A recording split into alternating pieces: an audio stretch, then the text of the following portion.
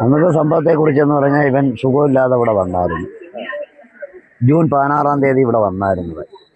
വന്ന് സുഖമില്ലാന്ന് പറഞ്ഞ് ഞങ്ങൾ ഹോസ്പിറ്റലിൽ കൊണ്ടുപോയി.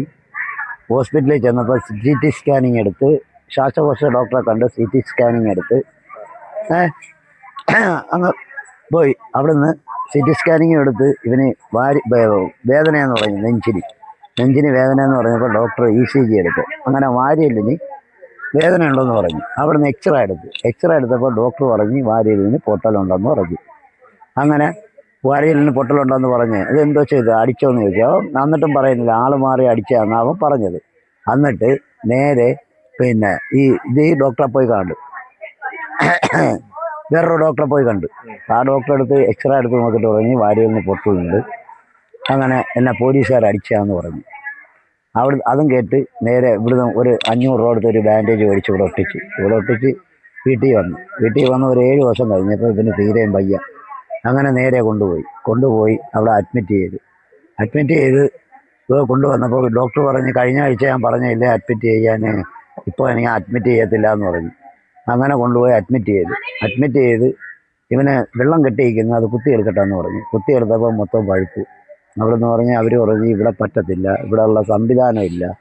108 ആംബുലൻസ് ഡോക്ടർ തന്നെ വിളിച്ചു തന്നിട്ട് നേരെ മെഡിക്കലിലോട്ട് റെഫർ ചെയ്ത്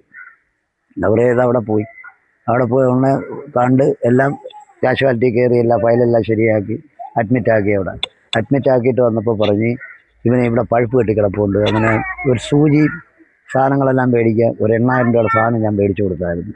അപ്പോഴത്തേക്ക് അത് മയക്കി ആദ്യം കൊണ്ടു ചെന്നപ്പോൾ പറഞ്ഞ് മയങ്ങുന്നില്ല എന്ന് പറഞ്ഞു. ഇത് ചെയ്യാൻ പറ്റുമെന്ന് പറഞ്ഞു. അയാളെ അല്ലെങ്കിൽ ലെൻസിനകത്ത് സൂചി കയറി പോകുമെന്ന് പറഞ്ഞു.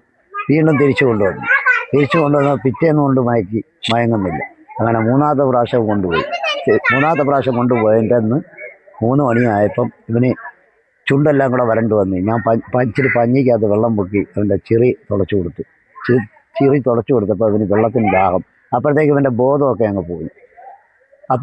ബോധം അങ്ങ് പോയേ ആരുടെയും തിരിച്ചറിഞ്ഞൂടാ. അങ്ങനെ ഭയങ്കര വെപ്രാളമായി. അവനെ ചാരിയിരുത്തി ചുമച്ചപ്പോഴത്തേക്ക് ഇവന് തുപ്പിയത് മൊത്തം പഴുപ്പാണ്. അങ്ങനെ നേരെ തള്ള കടന്ന് നിലവിളിച്ചപ്പോൾ ഡോക്ടർമാരെല്ലാം ഓടി വന്ന് അപ്പോഴേ ഓക്സിജനൊക്കെ വെച്ച് നേരെ വെന്റിലേറ്ററിലോട്ട് കയറ്റിയ ഇവിടെ കൊണ്ടുവന്നിട്ടുണ്ടത്. ഇവിടെ കൊണ്ടുവന്ന് എൻ്റെ അതിൻ്റെ മോൻ്റെ പ്രായമേ ഉള്ളൂ. കൊണ്ടുവന്ന് ഞങ്ങൾ കാപ്പിയൊക്കെ മേടിച്ച് കൊടുത്തിട്ടുണ്ട്. പക്ഷേ ഈ പെണ്ണും ഈ ചെറുക്കൻ്റെ പെങ്ങളും ഈ പോലീസുകാരനുമായിട്ട് എന്തോ ടച്ചുണ്ട്, എന്തെങ്കിലും കേസുണ്ട്, എന്നെ വിളിച്ച് പറയണമെന്ന് പറഞ്ഞു. അങ്ങനെ എന്തായെന്നറിയാ, ഈ കൊച്ച് മിസ്സിങ് ആണെന്നും പറഞ്ഞ് അവനെ വിളിച്ച് പറഞ്ഞു. അപ്പോഴിവന് ഈ പിക്സിൻ്റെ ഗുളിയൊക്കെ കഴിച്ചുകൊണ്ടിരിക്കുന്നത്. അങ്ങനെ ഇത് കഴിച്ചിട്ട് അവിടെ കയറി കിടന്ന് ഉറങ്ങി. അപ്പോൾ ഈ പെൺകൊച്ചിനെയും കൊണ്ട് രാത്രി 12 മണിക്ക് വനിതാ പോലീസ് പോലും ഇല്ലാതെ വന്ന് ഈ പോലീസുകാരും അവനെ പൊക്കിയെടുത്തോണ്ട് പോയി. ഈ പെണ്ണ് വണ്ടിക്കകത്തിട്ട് ഇടിച്ച് ശരിയാക്കിയിട്ട് സ്റ്റേഷനിൽ കൊണ്ടുപോയി. രാവിലെ ആയപ്പോൾ ആ ചെറുക്ക അവിടെ സ്റ്റേഷനിൽ ചെന്നു. അപ്പോഴത്തേക്ക് അവന് ജ്യൂസും മേടിച്ചു കൊടുത്ത് പോലീസുകാർ പറഞ്ഞു അത് കല്യാണം കഴിച്ചതല്ല. ചെയ്യാതെ ഒരു കല്യാണം കഴിച്ചോളൂ. അതിലുള്ള 2 മക്കളാണ് ഇവിടെ ഉണ്ടായിരുന്നു.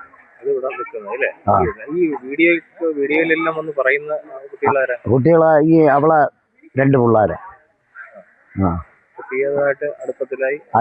അവിടെ ആയിരുന്നു.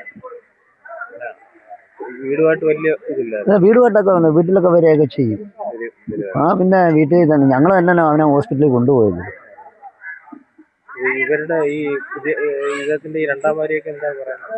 അവരെന്തോ അവന് നീതി കിട്ടണമെന്നേ പറയുന്നത്. അവരെ വീട്ടിട്ടല്ലേ പിടിച്ചുകൊണ്ട് അതെല്ലാം ഉണ്ട്. നമ്മൾ അനിയൻ്റെയിലുണ്ട് അതിൻ്റെ മൊത്തം ഇതും കളക്ടറേറ്റിലെ.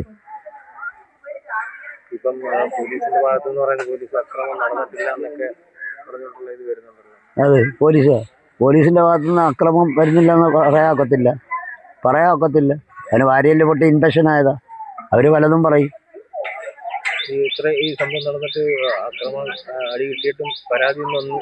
പരാതി കൊടുക്കാൻ ഇവൻ നമ്മുടെ അടുത്ത് പറഞ്ഞിട്ടില്ല. ഇവൻ നമ്മുടെ അടുത്ത് പറയാത്തതിനെ കൊണ്ടായിരുന്നു. അപ്പോഴത്തേക്ക് അവനെ മെഡിക്കലിലൊക്കെ കൊണ്ടുപോയില്ലേ. പിന്നെ ഞങ്ങൾ അവിടെ ആയിരുന്നു. ഞാനും ഒരു സുഖമില്ലാത്തവനാ. എനിക്കും ശ്വാസം മുട്ടും കാര്യങ്ങളും ഒക്കെ